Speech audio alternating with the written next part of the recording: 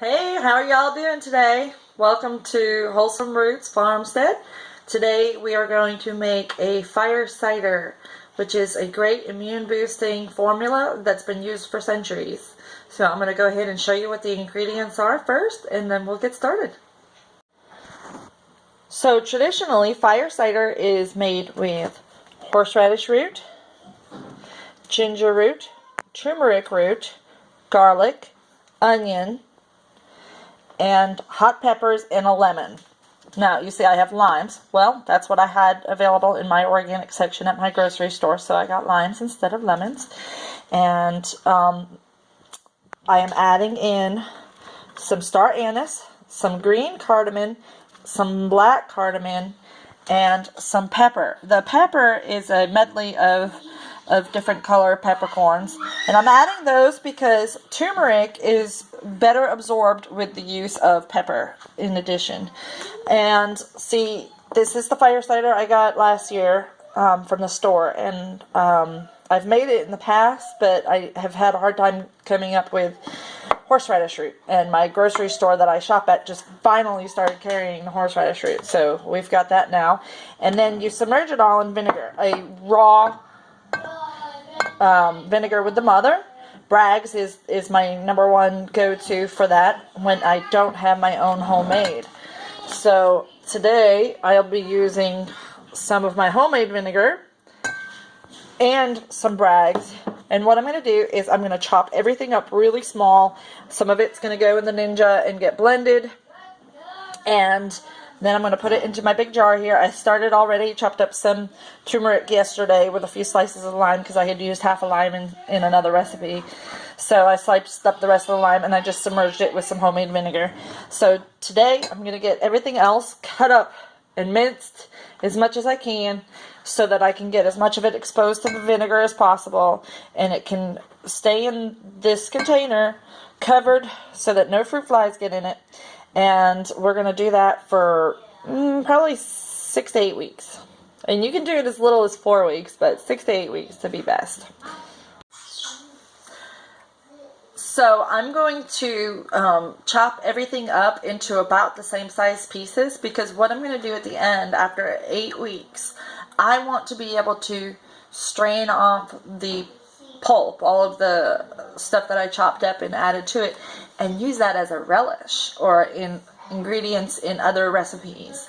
It can be added to soups and stews, or stir fry, or to a salad or hot dog, or whatever you might find use for it. You can eat all of that stuff afterwards, and it'll be really good for you and give you a good healthy boost. In fact, a lot of the older folks that use this recipe would eat.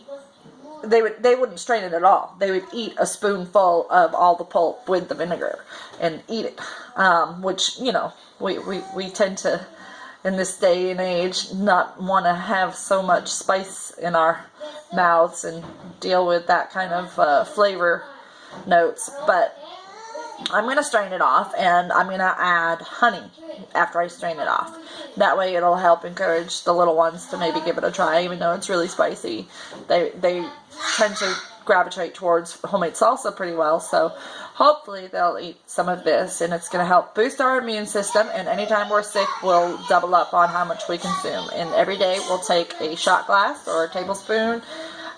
You can start out with as little as a teaspoon to see how it works for you. Okay, so I'm going to start with the peppers. I've cut them just into chunks. I don't have to cut them up any further than that because the Ninja is going to do the rest. And I'm going to do those first because they have a tendency to float in the liquid. So I'm going to add them to the Ninja and blend them up good, and then put them in my jar so that they'll be submerged underneath the other heavier ingredients.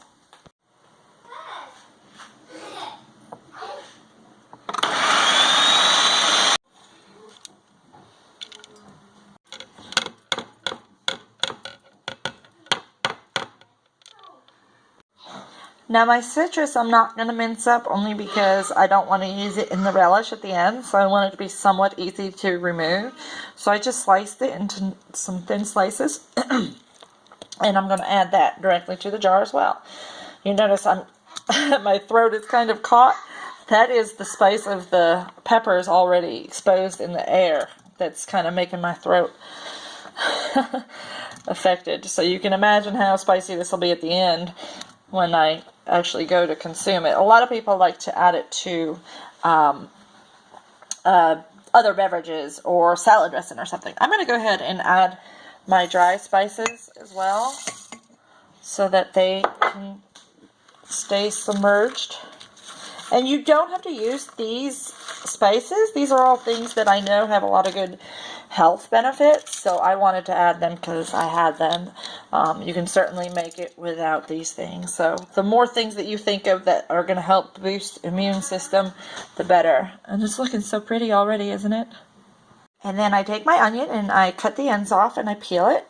And I add it to the Ninja as well. And we're going to chop that up just like we did the peppers.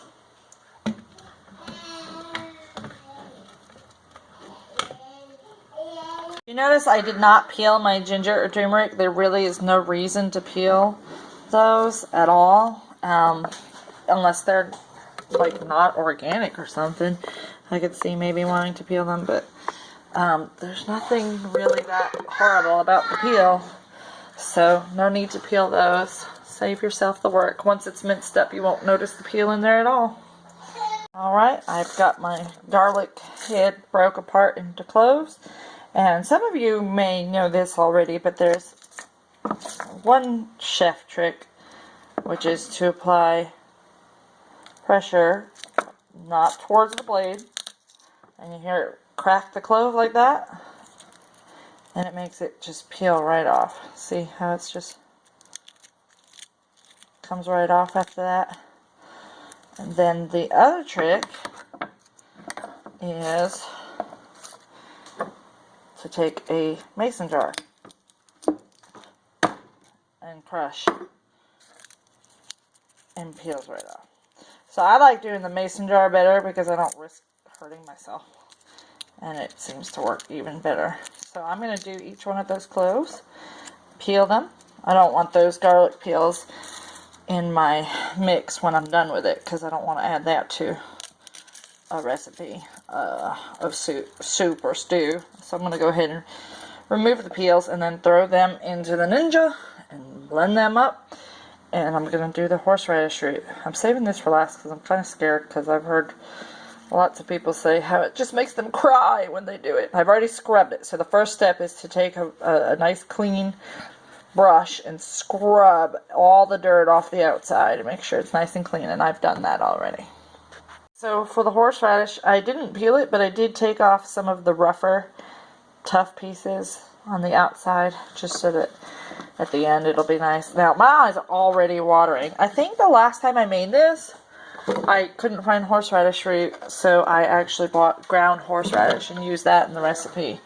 So this time is going to be different. No lie, this stuff is burning my eyes, and I was careful to keep my head away. Oh, my nose is running and everything. Oh my gosh, be careful. I'm going to open a window. I'm glad the kids are in the other room. Whoa, people weren't kidding. That horseradish is intense. Let's get this covered up so it stops burning my eyeball. I'm just going to fill it up the rest of the way. And let's see. Okay, so we just poured in what I had left of my brags, and I'm going to add some of my own vinegar as well, but I have to strain out my mother in my homemade vinegar. So I'm going to go ahead and strain that homemade vinegar out and pour it in. I strained off my vinegar mother, and I'm going to add this to my Vinegar Mother SCOBY Hotel, basically, is what I have going.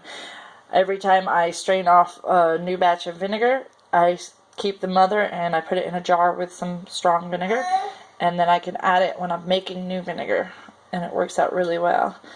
It gives it that extra boost it needs. So this is what a Vinegar Mother actually looks like. When you get the Bragg's cider vinegar in it, I hardly ever see these.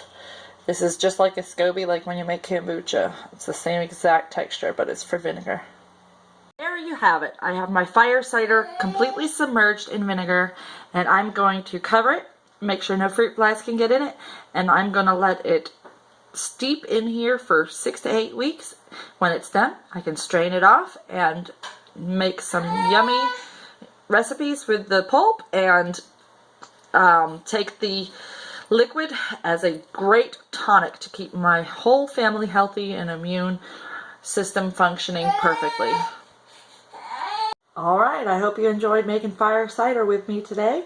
If you did, please like this video and subscribe to our channel for more great things to come.